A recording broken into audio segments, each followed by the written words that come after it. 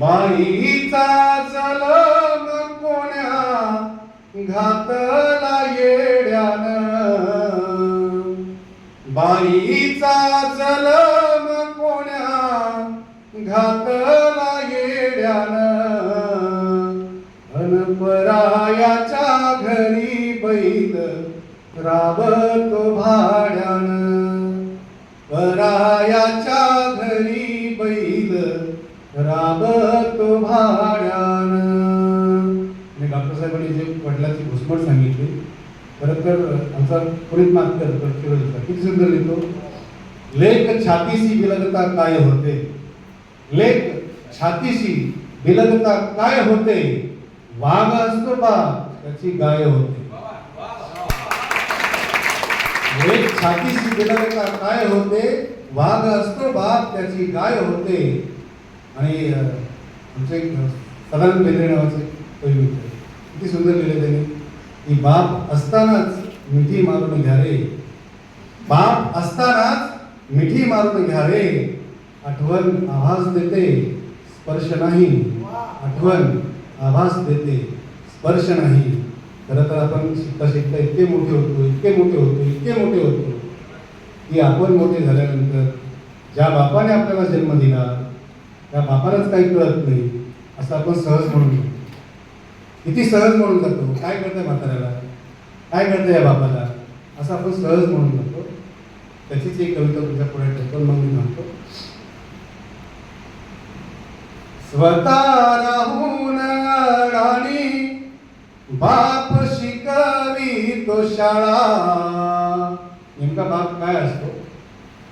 स्वतः राहून राणी बाप शिकवी तो शाळा, लोक म्हणतो खुशाल काय कळते बापाला, लोक म्हणतो खुशाल काय कळते बापाला.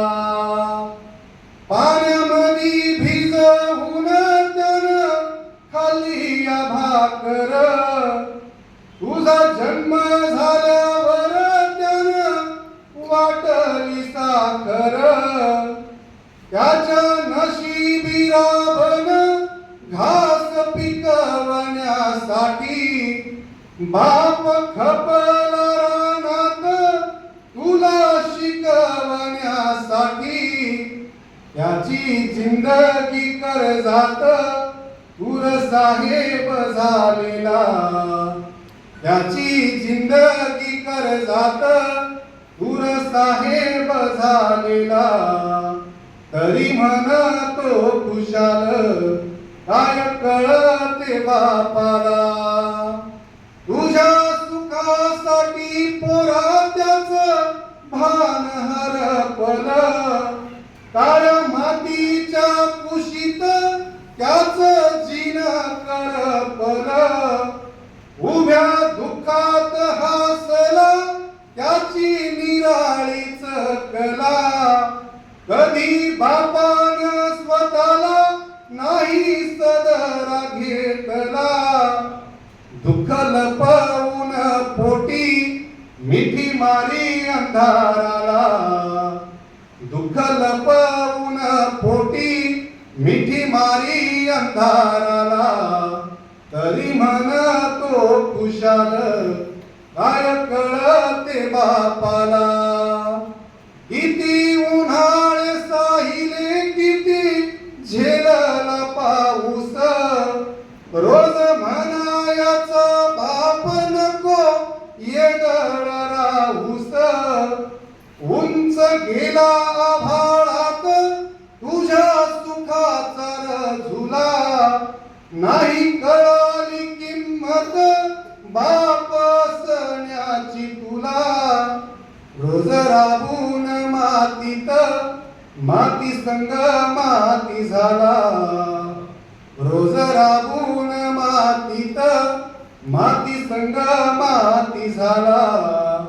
तरी म्हणतो खुशाल काय कळते बापाला, बाप भरली ओंजळ बाप सुखाची साहुली बाप भरली ओंजळ बाप सुखाची साहुली आई घरी नसताना बाप हसरी बाहुली बाप विहिरीचा तळ बाप काळजीचा झरा बाप असल्या घराचा ताठ असतो उंबरा किती झिजतो तरीही लाख काटे त्याच्या उरी रोज एकटा जागतो बाप दुखाच्याच घरी काय असतो र बाप बाप झाल्यावर कळे बाप जळतो म्हणून उभा अंधार उजळे बाप नावाच आभाळ नुसतं नसत नावाला बाप नावाच आभाळ नुसतं नसत नावाला लेका म्हणून कधी काय कळते बापाला लेका म्हणून कधी काय कळते बापाला स्वतः राहून उपाशी बाप कालवी तो काला स्वतः राहून उपाशी बाप कालवी तो काला लोक म्हणतो खुशाल काय कळते बापाला लेका म्हणून कधी काय कळते बापाला काय कळते बापाला.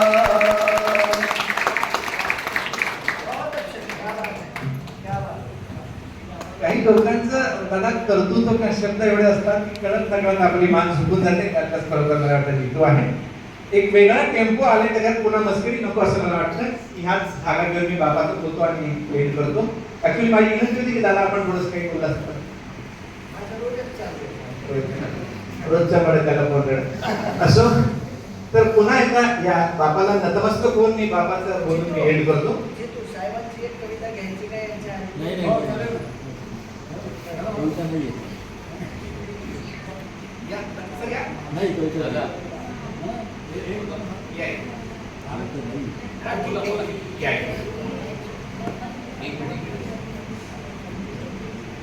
सर नेव्हीमध्ये होते. नेव्हीमधून त्यांनी एअरफोर्समध्ये होते. एअरफोर्समधून नंतर निवृत्त झाल्यानंतर PI म्हणून पोलीस इन्स्पेक्टर म्हणून गेली 22 वर्ष नोकरी बजावली. त्यांची सेवा निवडून कवितेसाठी ते कोपरखेरणेवरून येथे आलं. मी ब्रॉडकास्ट माझा व्हॉट्सअप ग्रुप आहे. मी त्यातून सगळ्यांना पाठवत असतो. कारण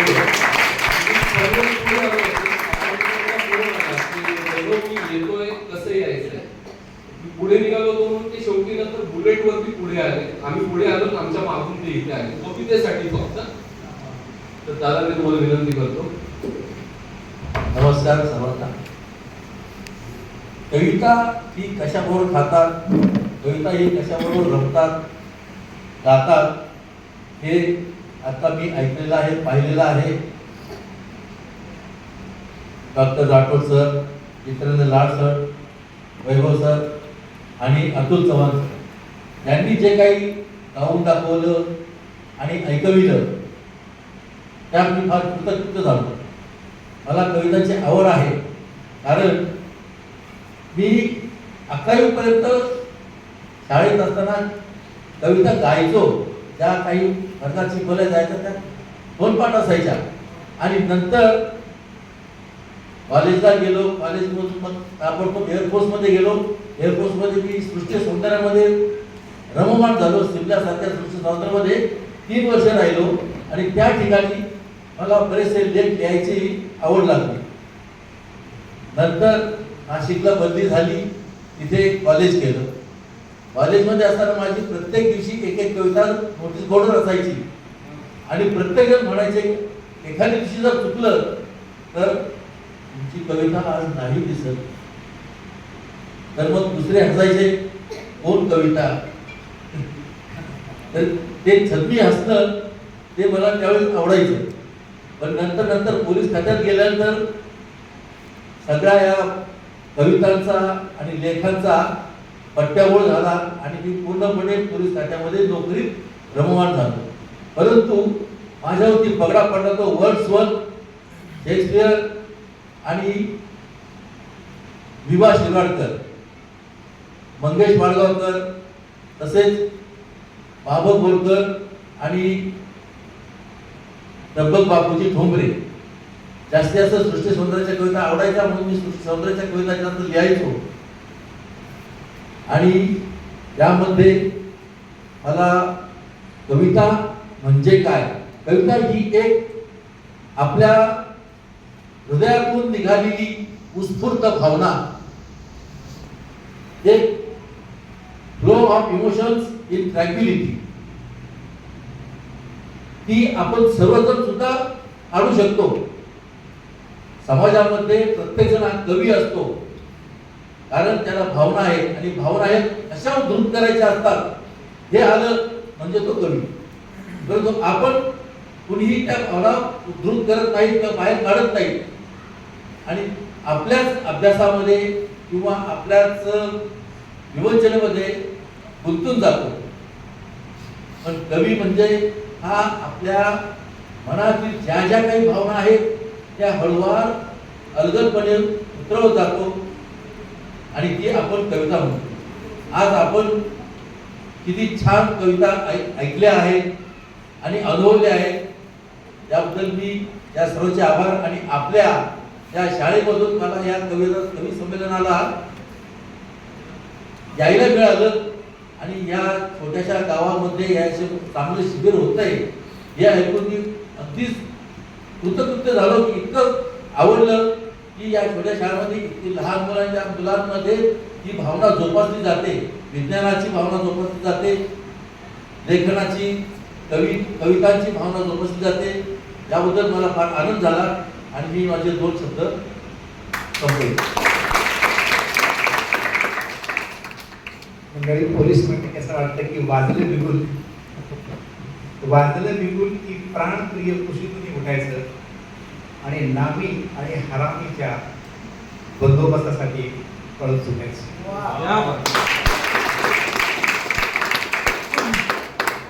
निर्भया छातीचे रक्षक आमचे रात्र दिन झटायचं आणि दिलेलं जे हे आहे जॅकेट असतं की निर्भया छातीचे पोलीस आमचे धाडसी छातीनं झटायचं. वाटेत कसाही कसाबनं गाठायचं, वाटेत कसाही कसाबनं गाठायचं. अरे दिलेलं जो जॅकेट आहे तोच बुलेट प्रूफ नाही तर त्याला घेऊन काय चाटायचं. असो, आपण त्या शेवटच्या वळणावर येऊ. एक जिथून अतिशय एक चांगला मोहन केला होता की बाबांचं, आणि बाबांचं बोलून मी या पितृतुल्य सरांना मी अर्पण करतो. आणि 2 जी लाड मंडळी आहेत, इकडे एक लाड मागं आणि एक पुढे लाड आहे. या लाडमध्ये जास्त वेळ लुडबुड न करता आपण आवर्त घेऊया. तर की कुठलाही बाप आपल्या मुलाला कधी शाप देत नाही सर, कुठलाही बाप आपल्या मुलाला कधी तो शाप देत नाही. पण या बापावरती वेळ आली आहे, तो म्हणतो की पोरा रांगता रांगता पांगळा झाला असतास तर बरं झालं असतं. पोरा रांगता रांगता पांगळा झाला असतास तर बरं झालं असतं. शिकून मागून मोठा साहेब झाला नसतास तर खूप खूप बरं झालं असतं. पोरा रांगता रांगता पांगळा झाला असतास तर बरं झालं असतं. शिकून मागून मोठा साहेब झाला नसतास तर खूप खूप बरं झालं असतं. किमान किमान माझ्या वृद्धाश्रमाची कल्पना तरी तुला सुचते. किमान किमान माझ्या वृद्धाश्रमाची कल्पना तरी तुला सुचली नसती आणि तुझ्या बाईनं माझ्या माघारणीला 20 तरी कालवली नसती. तुझ्या बाईनं माझ्या माघारणीला 20 तरी कालवली नसती. अरे तू जन्मलास तवा वेड्यागत साखर वाटली तुझ्या गावात. तू जन्मलास तवा वेड्यागत साखर वाटली होती उभ्या गावभर. आणि चिमू नाही तर राजा आहे माझा राजा म्हणून किती भारावून गेलो होतो. चिमू नाही तर राजा आहे माझा राजा म्हणून किती भारावून गेलो होतो. आणि ती तर तुझी आई माझा सोना म्हणायची, लाख लाख मुका घ्यायची. माझा सोना म्हणायची, लाख लाख मुका घ्यायची. पण तिला काय माहित पण तिला काय माहित की तुझ्या सटवीनं विष कालवताना तूही तेवढ्याच निष्ठुरपणे तिला साथ देशील. तुझ्या सटवीनं विष कालवताना तूही तेवढ्याच निष्ठुरपणे तिला साथ देशील. अरे अरे कोंबडीची मान कापल्यावर खरखरावी आणि हातपाय आपटून मरावी तशी केली तुझी मान. कोंबडीची मान कापल्यावर खरखरावी आणि हातपाय आपटून मरावी तशी केली तुझी माय. पण जीवाच्या अखंडानं शेवटचा श्वास सोडताना तोंडात फेस येऊनी ती तेवढ्याच करुणेनं तुझ्या डोळ्यात पाहतो. पण मानलं पोरा तुला जीवाच्या अखंडानं शेवटचा श्वास सोडताना तोंडात फेस येऊनी तुझ्या डोळ्यात करुणेनं पाहणाऱ्या आईसाठी तू काहीच नाही केलास, फक्त पाहत राहिलास. अरे अरे अजूनचे 2 थेंब सुद्धा नाही व्हायलास. म्हणून वाटतं पोरा की रांगता पांगळा झाला असतास तर बरं झालं असतं. शिकून वापरून मोठा साहेब झाला नसता असं खूप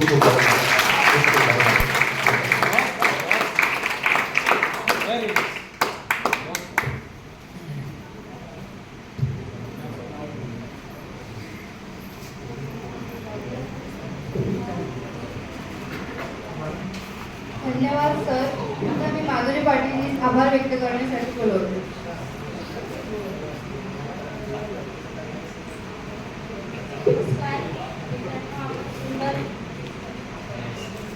नमस्कार मित्रांनो, आपण सुंदर असा कार्यक्रम इथे सादर केला या ठिकाणी घेत आहे. आपल्या सर्वांचा अनुभव आणि अनुभूती एवढी सुंदर होती की छान मजा आली. 1-1.5 तास कसा निघून गेला हे समजलेच नाही. मी इथे आभार व्यक्त करण्यासाठी तुमच्या पुढे समोर उभी आहे ती माधुरी पाटील. मित्रांनो, आपल्याकडे आज काही कवी महोदय आलेले आहेत. तर ते डॉक्टर जितेंद्र लाड, माननीय राजेंद्र राठोड आणि वैभव वराडी. या ठिकाणी कवींचा मी मनपूर्वक आभार व्यक्त करते. आणि आपल्या या मंचावर उपस्थित कार्यक्रम अधिकारी डॉक्टर अरुण शेठ सर, सरदार सर, प्रोफेसर